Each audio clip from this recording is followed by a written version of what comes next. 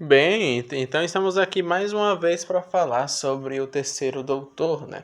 Nós já falamos sobre ele lá em The Demons e aqui novamente, só que dessa vez começando o Analisando Doctor Who do Universo Expandido com a grande HQ da Titan Comics, The Heralds of Destruction, né? Uma HQ que foi publicada, né, nas HQs dos doutores clássicos, né? Alguns doutores clássicos receberam minisséries, né? Sendo eles o terceiro, o quarto, o sétimo e o oitavo, né? Se eu não me engano. Bom, então vamos pro vídeo, vamos analisar aqui essa HQ maravilhésima. Caso você ainda não tenha entendido, né, para que serve o Analisando Doctor Who, é basicamente uma série onde eu vou analisar uma história do Doctor Who, seja Universo Expandido, série clássica ou a própria New Who, e eu pego a história em questão, destrincho ela no vídeo e no final dou minha nota e minhas considerações finais sobre a história. E basicamente ele vai ficar alternando sempre entre série clássica, New Who e Universo Expandido. E assim, né, sempre que um vídeo acaba, no Instagram do Covil vai estar uma enquete sobre qual serão a próxima história do próximo vídeo, né? E o próximo vídeo vai ser sobre a série clássica. Então, sem mais delongas, né? Que eu acho que consegui explicar bem aqui. Vamos lá para o vídeo.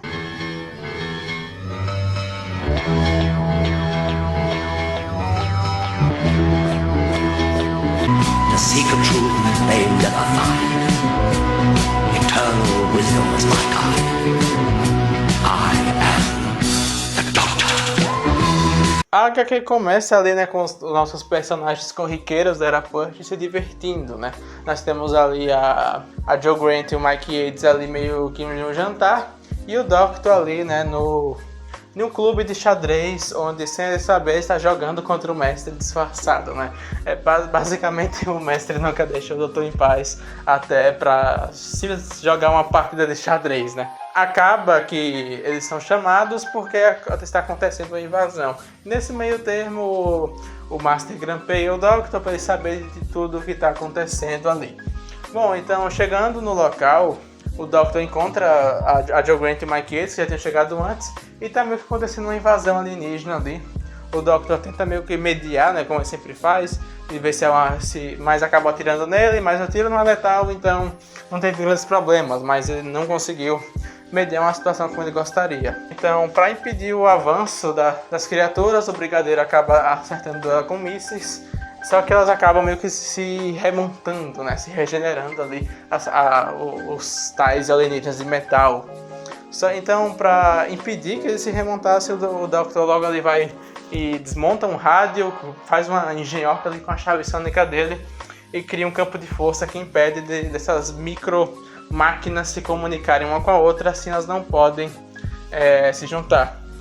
Só dando um aviso aqui, eu vou tentar sempre pegar imagens da série TV e não da HQ, né? Porque como é um quadrinho, acho foda, tipo, ficar pegando só imagens do quadrinho, que é basicamente todo o conteúdo é só visual, então eu vou evitar pegar a imagem da Titan e colocar só uma ou outra para ilustrar. Bom, então o Doctor consegue fazer esse campo de força, impede que as máquinas avancem, ele recolhe ali um protótipo, né? Tem aquela cena clássica dele sendo enforcado pelos tentáculos da máquina. Fizeram essa cena só porque é engraçado, Pertwee e tentáculo é uma grande história. Bom, então ele e a Jo acabam se retirando ali do local e vão estudar a máquina. Porém, nós temos aí o grande plot twist do primeiro volume, né? Que quando eles chegam lá está o segundo doutor mexendo na tarde, assim, tipo do nada. Para lembrar que essa história se passa alguns meses depois de The Three Doctors, né? Então eles já tinham se encontrado. Na segunda história, nós vemos ali que o segundo Doctor disse que os senhores do tempo mandaram ele e tal. E quando eles estão verificando ali as coisas, uma das máquinas acaba atacando a Jo, né? A máquina que o Doctor recolheu ataca a Jo. E ela acaba meio que infectando ela, né? Que justamente a máquina ela infectava as coisas para fazer as coisas virarem parte dela e assim ela poder se multiplicar.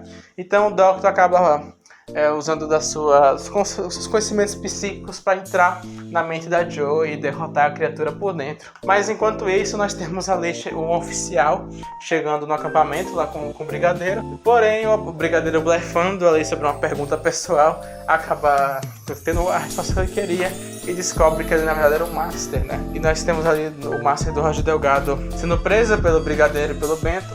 E quando eles estão no helicóptero, o Master revela que aquela máscara que ele usa pra virar qualquer pessoa, é uma parte da TARDIS dele. Então é por isso que ele sempre conseguiu na série clássica se camuflar com aquela máscara. Essa máscara ela responde aos pensamentos do Master, porque o Master tá ligado pra TARDIS como todo Time Lord é ligado psicicamente a sua TARDIS. Então ela tá com o Brigadeiro ali e o Master meio que consegue fugir, transformando ela meio que um paraquedas, né? E no outro mundo, o Doctor consegue ir na Jo e eles conseguem ali resolver todo o problema ali. Ele descobre que as máquinas estavam confusas, estavam sentindo medo. E aí nós temos uma cena bem importante pro Doctor, né? Que ele se questionando sobre o fato dele ter conseguido recuperar a TARDIS dele como ela estava antes. Ela tá funcionando, mas mesmo assim ele ainda tá meio que preso na Terra. Ele fica ali tendo uma vida corriqueira, meio como se tivesse realmente se apegado. Ele tá questionando esse fato. Ele tem uma conversa bem bonitinha ali com a Jo, que ele diz que são os amigos dele ajudam na questão dele ficar e tal, uma conversa bem interessante. Mas ele acaba que ele consegue livrar a Jo da absorção ali da máquina, né? E do lado de fora, antes disso, o Master, disfarçado de brigadeiro, tinha chegado ali e tinha batido aquele papo. O segundo Doctor, né? O segundo Doctor acaba dizendo que ele pode resolver a situação dos dois ali mais fácil e acaba dando uma desviada e foge, dizendo que o Brigadeiro precisaria confiar nele e que ele teria uma solução para o problema do Doctor, né? Só que quando o Doctor acorda, ele vê ali o Brigadeiro, porém ele não cai na do Master, ele descobre que é o Master. Eles têm inclusive uma luta interessante com um quadro lindíssimo ali, né? Do Doctor usando Aikido venusiano. Aí o Master usa um Kendo marciano que contra-ataca, dizendo que é bem superior ao Aikido dele. Aí o Doctor muda para uma variação lá de um Kung Fu mercuriano e acaba sendo bem legal essa cena. E continuando, né, o Master acaba dizendo que ele não tá ali para lutar contra o Doctor mesmo, ele tava mais em si para dar um aviso.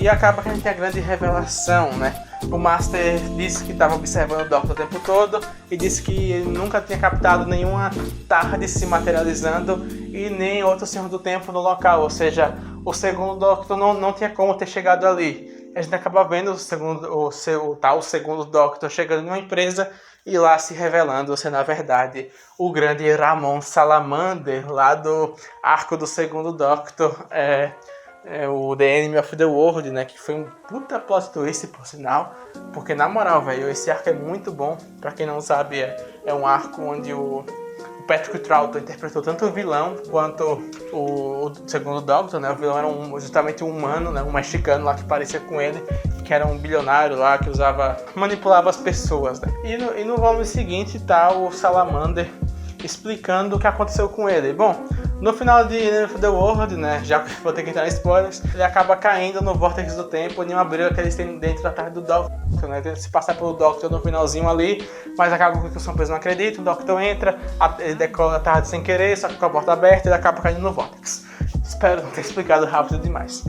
Meio que quando ele estava preso dentro do vórtice, ele acabou sendo sugado por um fluxo de uma máquina do tempo, que é justamente uma das visitas do Doctor à Terra. Ele acaba caindo nos anos 60, sem dinheiro, sem nada, porém ainda tinha um mini protótipo da máquina de controle do tempo que ele tinha, né? O controle do tempo, no caso, do clima, né? E com isso ele acaba patenteando sua máquina mais cedo, enriquecendo, usando sua fortuna para aprender sobre o Doctor. Descobre mais pra frente que o terceiro Doctor estava preso na Terra, aprende tudo e tem justamente seu plano, roubar peças da TARDIS e roubar até um pouco do DNA do Doctor para ele poder criar sua própria máquina do tempo. Porque segundo ele era injusto o que o Senhor do Tempo fazia, de usar o tempo para manter as coisas iguais. Ele queria se tornar um próprio Senhor do Tempo, né, nas palavras dele, e poder fazer com que a Terra avançasse mais, voltando no tempo. Bom, o Master acaba se alinhando ao Doctor, o Brigadeiro, eles acabam chegando ali com a Unity nessa empresa, né, que o Salamander fez para criar o protótipo de máquina do tempo dele, porém eles acabam chegando tarde e Salamander ele consegue convocar de volta aquelas máquinas que o Doctor tinha aprendido, ele consegue convocar de volta elas, fazendo elas virarem uma escavadeira, elas voltam indo pelo subterrâneo. E vale lembrar também, né, que essas máquinas, essas micromáquinas, né, que eram ditas como alienígenas, na verdade não passavam de invenções do próprio Salamander, né? Então o Salamander podia controlá-las. quando eles chegam, o Salamander ativa a máquina do tempo deles e eles voltam um século atrás. E tá aí, o Salamander foge e o objetivo do Salamander é simplesmente ir até o parlamento do local e convencer os líderes que ele deveria ajudá-los a avançar a humanidade mais cedo. Bom, o Doctor e o Master continuam juntos. Eles vão até esse local, né? Ali nessa época distinta. Inclusive tem uma coisa muito interessante que eles vão de helicóptero e o Master usa a máscara dele, né? O circuito camaleão da máscara dele para o helicóptero ficar meio que invisível. E assim não dá nenhuma incoerência no tempo. E eles acabam chegando até o local, né? Até o parlamento. O Salamander está oferecendo essas tecnologias dele. Porém o Doctor diz que é errado e tal. O que acaba enchendo a paciência do Ramon Salamander. E ele acaba ativando a máquina contra o Doctor. Mas o Doctor, por já ter conhecido as micromáquinas dentro da mente da Jo, ele consegue se comunicar com elas e se soltar. O que só deu tempo pro Master tomar controle da máquina. Foi tipo, um pega o controle, tu pega o controle. O Doctor usa aqui do veneziano ali pra deter o Salamander, que tava mais sem poder, já que as mais estavam com o Master. Porém, o Doctor revela que o tempo todo tava previndo que, obviamente, o Master ia trair ele, tava muito estranho a aliança dos dois e acaba parando o Master e usar a máquina, mas o Master foge e o Doctor diz que vai prender o Salamander lá no tempo normal e a gente acaba a HQ de uma forma muito boa, com o Salamander descobrindo que ainda controla as máquinas e fugindo da prisão, né? Dando gancho para uma possível história que, se eu não me engano, ainda não teve. Eu espero muito que tenha, mas caso eu tenha tido, deixa nos comentários aí, porque eu não li tudo da Titan ainda, mas se eu não me engano não teve. Bem, e o que é que eu achei dessa história? Cara, é incrível como eu vou dar 10/10 no terceiro episódio. 3 episódios seguidos dando 10/10, porque se eu achava The Demons o melhor arco da Era Pertwee, pra mim The Heralds of Destruction é uma história melhor que todas as da Era Pertwee. Eu acho sensacional como eles trouxeram o negócio de que em End of the World o segundo se passava pelo Salamander e aqui o Salamander se passar pelo segundo. É uma história muito boa. Todos os elementos da Era Pertwee bem retratados, né? Nós temos até desenvolvimento de personagens muito bom, como o Doctor se questionando por que ele está na Terra ainda. Temos ali o Mike Yates começando a se questionar coisas que iriam dar origem ali em Invasion of Dinosaurs, né? Essas crenças dele. E assim, né, todo o desenvolvimento dos trechos do Master Delgado, né, foi muito bem representado. O Master que infelizmente nos deixou tão cedo, né, morreu ainda durante a série clássica, durante a Era Pertwee. E a gente tem ele muito bem retratado aqui. O Jon Pertwee também tá perfeito. Acho que todos os personagens estão bem construídos. O Benton tá ali, tem uma certa presença. A gente tem ali o Osgood, né? Que eu falei dele em Demons, que ele foi adicionado em algumas HQs da Titan para meio que dar mais presença para ele. Ele tá aqui também, tem uma importânciazinha na hora que o Doctor faz o campo de força. Todos os personagens estão bem distribuídos. Eu acho que é uma história genial, velho. É masterpiece, não dá. Então, 10/10, né? Bom, esse foi o vídeo. Eu espero que vocês tenham lido o HQ antes de fazer a review, né? Mas é isso, foi uma HQ muito boa, então obrigado pela sua audiência. Foi muito bom ter você aqui no Covil do Tempo.